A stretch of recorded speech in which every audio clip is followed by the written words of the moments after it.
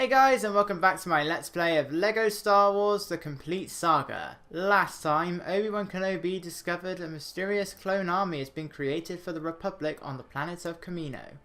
We also chased down the bounty hunter Jango Fett, and now it is time to continue on. Where has Jango gone? Something tells me it's this Droid Factory that the level title is sort of giving away, but where is this place? Well, we're about to find out. We also take control of everyone's favourite couple from the prequel trilogy, from Star Wars in general. Isn't that right? In Chapter 3, Droid Factory, Obi-Wan Kenobi has tracked the bounty hunter Jango Fett to the planet of Geonosis. This rocky world, known for its droid production factories, forms the base of operations for the Separatist movement.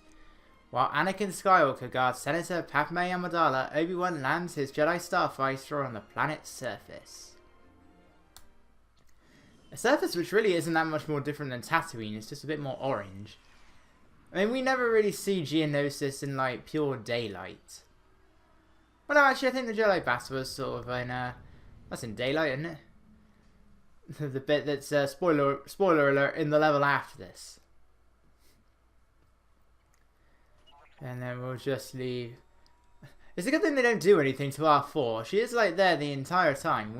We never see them get Obi-Wan's Jedi Starfighter again. He just has it at the beginning of Revenge of the Sith. But R4 is perfectly fine. Briefly, then she's destroyed. Now, if only I could move like that as a droideka. I mean, you can unlock the droideka in this game, but unfortunately it always moves in that rolling thing, which makes it kind of awkward to control. And if you just slightly tap forward on the analog stick, then it will move like that, but I find it kind of awkward.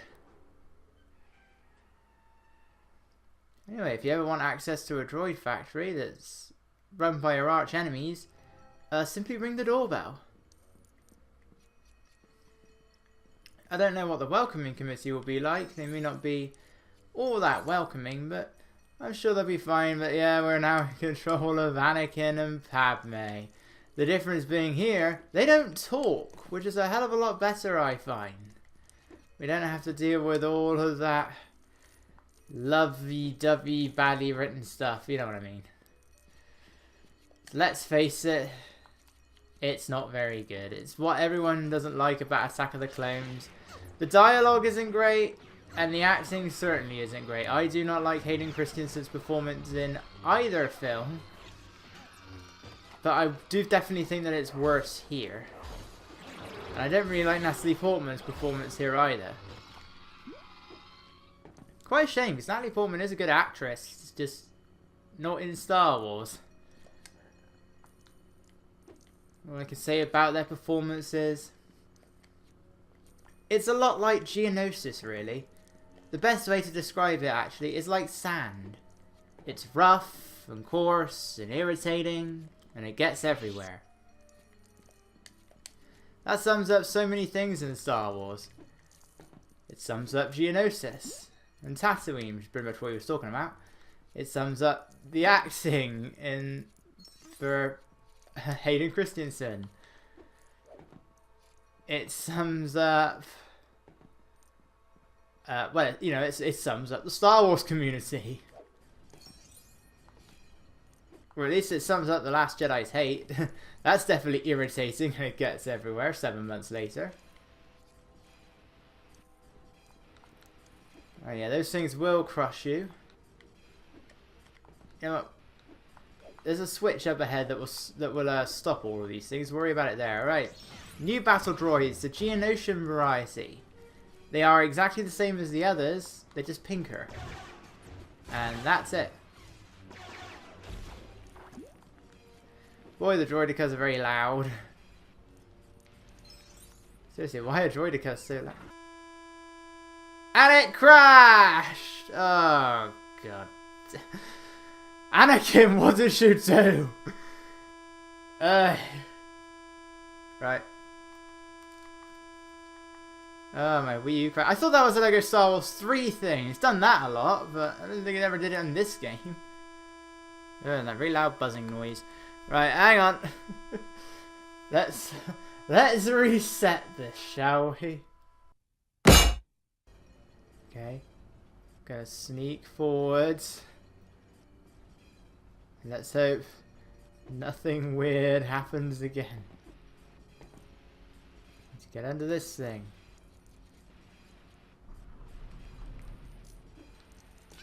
Ow! That scream made so much sense. That looked painful. Right. I am very nervous now. Right, we'll know because it will also mess up the TV's sound.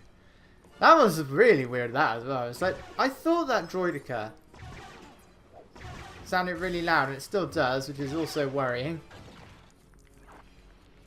Please don't crash. Don't crash again. Go. Go. Don't go. Don't go. Oh, I don't want to go for these blue things. These things are dangerous. Ow. That's what you call screaming in pain.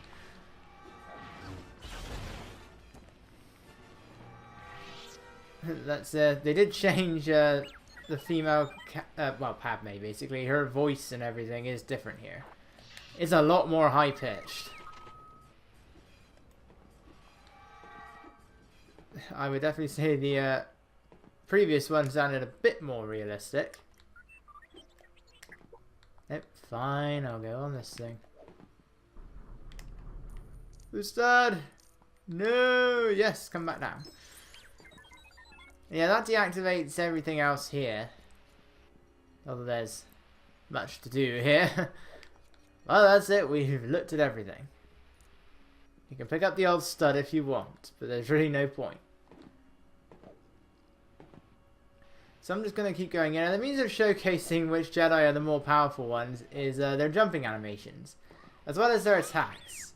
Instead of simply slamming the ground, Anakin does that. He flips around. He also does that spin in the air instead of just dropping straight down. That's like, I want these studs.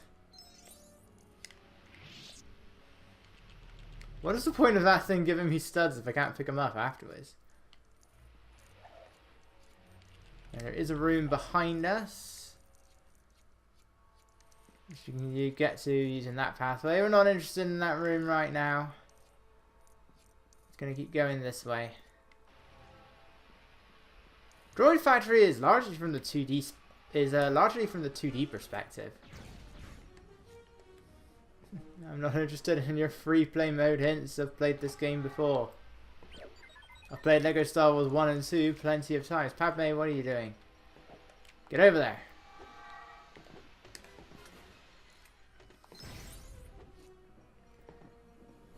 I was hoping it would take Anakin away with him. By the way, their journey through this droid factory is nowhere near as dangerous as it was before. I never understood why the backflip jump is the same as the double jump. And that's still a lot more ridiculous than what Leia did in The Last Jedi. You'll criticize that for being ridiculous, yet you see all of these things that the Jedi do. Look at Anakin and Obi-Wan in the Battle of Mustafar. All the backflips, all the jumps, balancing on a tiny robot or a tiny rock, right above boiling hot lava. That's perfectly fine, but Leia pulling herself back to a ship. No, that's terrible. I said it last part, I'm gonna keep bringing it up. If you don't like it, well, people are still complaining about The Last Jedi 7 months later. I can keep complaining about their complaining.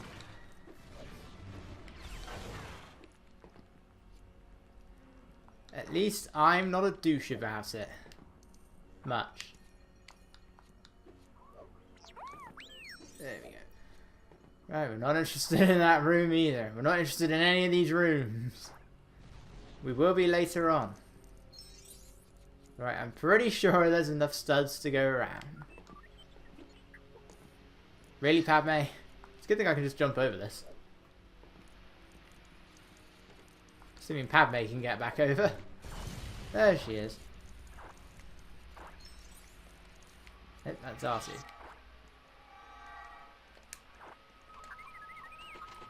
Droid Factory is a very short level though. There's not much here. And now we have, it's him, it's C-3PO, human cyborg relations, along with his counterpart, R2-D2. Thing is, I actually need Anakin for this part. You can go over there with like Padme and R2 and everything, but it won't, you're not going to progress. You need to use Anakin to get across here. Because he's needed to get Threepio to the other end. You do need to hold it for a few seconds. But there's blue studs over there. Threepio, get on the spinning thing, thank you. This is the only level in LEGO Star Wars 1 where you control Threepio. Which don't make sense, because Threepio, he's only there for the sake of being there. Like, Return of the Jedi. Attack of the Clones is definitely the level where, it's definitely the film where he does the most. But he doesn't really do anything important. He's just there for the sake of giving him a bit of backstory in The Phantom Menace. And in Revenge of the Sith, he does nothing at all. He's just there for a few seconds. Like a few sporadic appearances every few seconds. And yeah, you can push Geonosis back just like the battle droids for some reason. I don't get it, but you can do it. I kind of wish the more powerful Jedi like had stronger force powers, like maybe they could do something faster or something like that. But they don't. The force is the same, but we will get an upgrade later on that allows us to do the to do the force fast. That sounds really messed up. That sounds really dirty.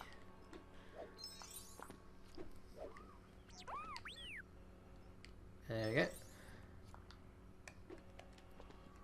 But we will get an ability later on that allows us to right, it's simply called the Fast Force.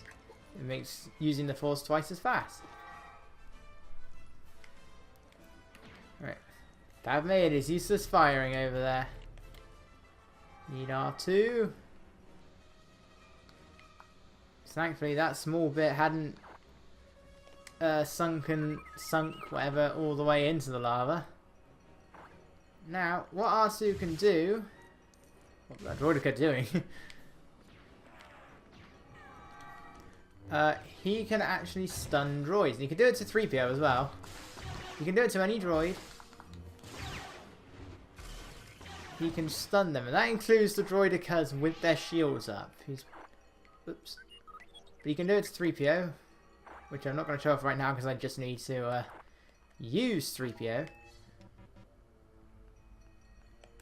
But, whoops, R2 can stun him. There we go.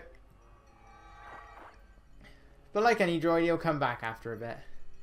But what's really interesting in regards to Threepio is when you attack him. Now you can attack all of the characters, but with protocol droids, they lose parts of their bodies. This happens to Threepio and it happens to TC-14. At first, he loses an arm. Then he'll lose a leg, and I believe when you move with Threepio now, he is slower because he does have to hop. Which is weird because right there he is hopping more than he ever could do in the films. We saw him jumping up and down, sort of, in A New Hope. Third one, now he loses his other arm, which did just sort of warp into his body, as I just witnessed. And that's all that's left of him now. And then we can attack. But I do have one question: why is Threepio gold? Shouldn't we have like a grey 3PO? They'll go to the trouble of making a pink battle droid exclusively for Geonosis, but they can't give 3PO a grey coating. That's very selective. Right, that one's just for a mini kit. Now this, I want to say, is a design flaw. Because, at least in LEGO Star Wars 2, LEGO Star Wars 1, sorry, I don't think that explosive thing comes back. So if you destroy it while it's still there, because you didn't think that you needed to use it against the wall, that's it. If you've destroyed it, you are locked in the level. With your only way out is to hit exit, and you'll have to start the level from the beginning. That is bad design. I don't know if it still happens here, but that was the case in LEGO Star Wars 1. Right, Obi-Wan he's rescuing, but first, money! Don't worry, they don't take our money. Instead, they sort of put it in the bank. Money, money, money, money, money, money, money, money, money, money, money, money, money, money, money. This is the only level that's largely from the 2D perspective. I mean, it still has like 3D movement and everything, but this level is mostly from like a side view. It's the only level where this really happens. Oh boy. Hey, they haven't got shields. Right, we've now unlocked Anakin Skywalker as a Padawan. He looks just like Obi-Wan, only ginger. When was Anakin ginger? And an incorrect colouring.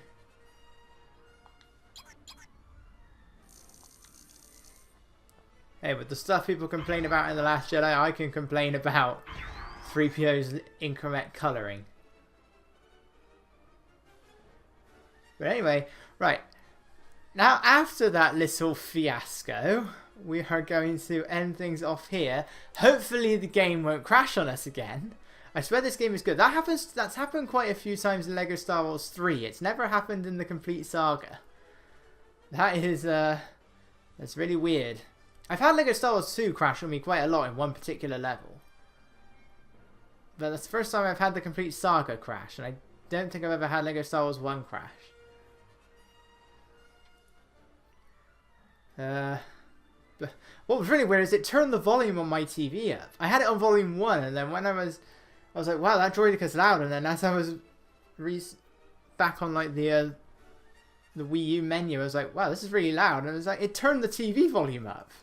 Like, how does it do that? How does the game crashing turn the TV volume up? How did it turn it up to 7? That is creepy. I say that. That is creepy.